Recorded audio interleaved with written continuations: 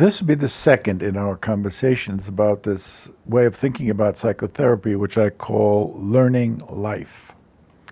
And one of the things that I'd like to address today is the way in which, very popularly in our culture, we refer to these problems that we consider to be psychological problems.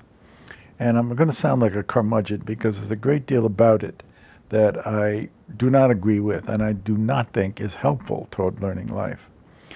Now, one of the things that you can even hear it popularly referred to in TV plots and the like is the words like depression, manic depressive, borderline, and all those other kinds of judgmental definitions.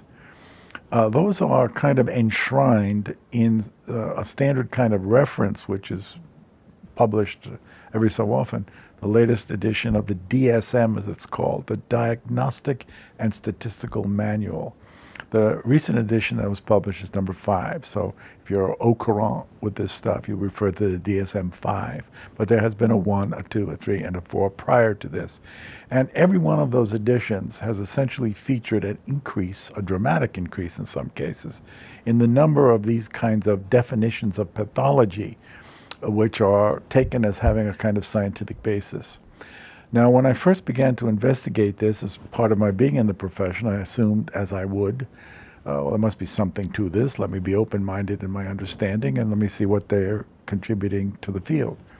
And I was amazed to discover in my reading that there is absolutely no scientific basis to any of the definitions. Essentially, the editor-in-chief of the latest edition, starting with 3 and with 4 and with 5, gathers a group of experts around a table and they kind of come up with additional definitions of pathological conditions. And I kind of make fun of them personally. You know, I say borderline condition is someone who lives near Mexico or near Canada, but that doesn't fly. But I'm saying something by making fun of it in that fashion. One of the references in my mind here is George Atwood, a therapist who teaches down at Rutgers University and from whom I've learned a great deal.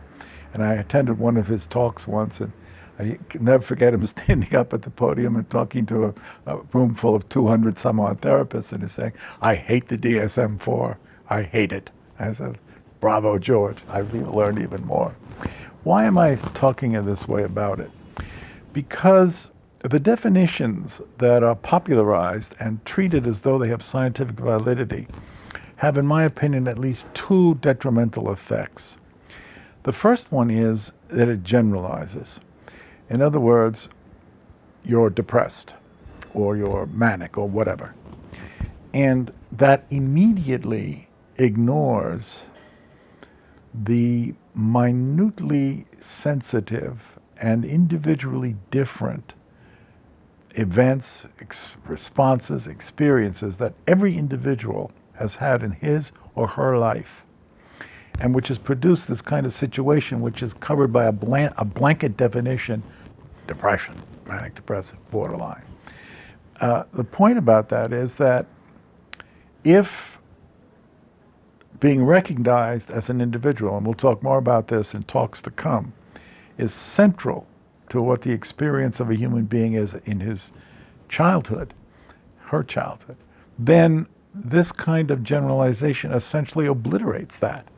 You're simply one of a general class, and therefore your symptoms are lumped together with the symptoms of every other individual who comes generally near this, and essentially the unique personal way in which you as an individual have come to that experience is once more, note that, once more ignored.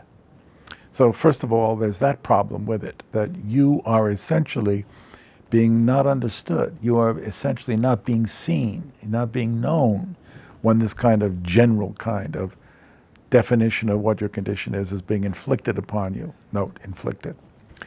The second problem, and even more deadly in a way, is what is not stated by the use of such a definition, because the implication of being labeled in this fashion is there's something wrong with you. And that's where the implication is that what you're doing is pathological, and that's the word used. Again, just like you will never hear me use mental illness, you'll never hear me use the word pathological. And there isn't any idea whatever in that kind of judgment that however detrimental to a successful life what you as an individual may be doing is, that there's a good reason for it, and that there's something which you are attempting to deal with, compensate for, work with, which you haven't received any better instruction than what you're doing to coping with that. So essentially, if you are doing something to cope with a judgment, a insensitivity, or whatever that's been inflicted upon you, and now you're judged for that, you're being doubly shamed, doubly negated, doubly pathologized. So on the one hand, you're being ignored as an individual, and on the other hand, you're being condemned for whatever it is you're doing. And my reaction to that, to be honest with you, in the final analysis, how does anyone escape alive from a series of judgments like that? You see, to my mind, it goes a long way towards explaining, first of all, the $14+ billion a year pill business, which thrives on this kind of condition. And secondly, and really quite sadly, the number of times that I have heard from any number of my clients, how many times, well, I took the pills for a long time, but they didn't seem to make any difference. Or I stopped taking them and it was exactly the same as if I were taking them, or that kind of thing. Now, there is a kind of impact from the drugs. I won't say there isn't, but it does not have the effect of curing. And the implication, again, of the medical idea, mental illness, is that you're getting a cure when you're not. And you're left essentially with a kind of reaction to the medicine, a kind of reaction to the chemical that's being injected into your body, but it's not in any way really dealing with the question that you as an individual are dealing with if you have one of these conditions that doesn't let you live your life as effectively as you might want to. So what I'm looking at here is an attempt to address the question, what is the real source of the problems that don't let us live the effective life each individual of us would like to live?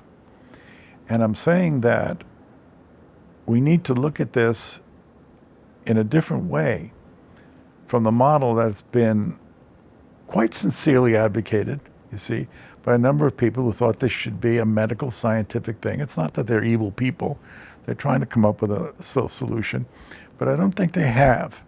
And I think we're going to find that we're in the very exciting period of discussing a new way, discovering a new way to understand how these problems arise, and therefore maybe effectively deal with them better and more positively in our lives than we have to date.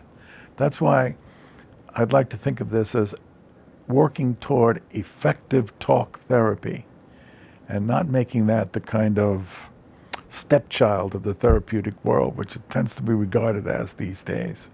I think in the final analysis, when we understand the way we really work, that we're going to find that talk therapy was an awfully big part of the problem, and therefore can function as a very, very effective part of the solution. Let's look forward to that in our subsequent talks.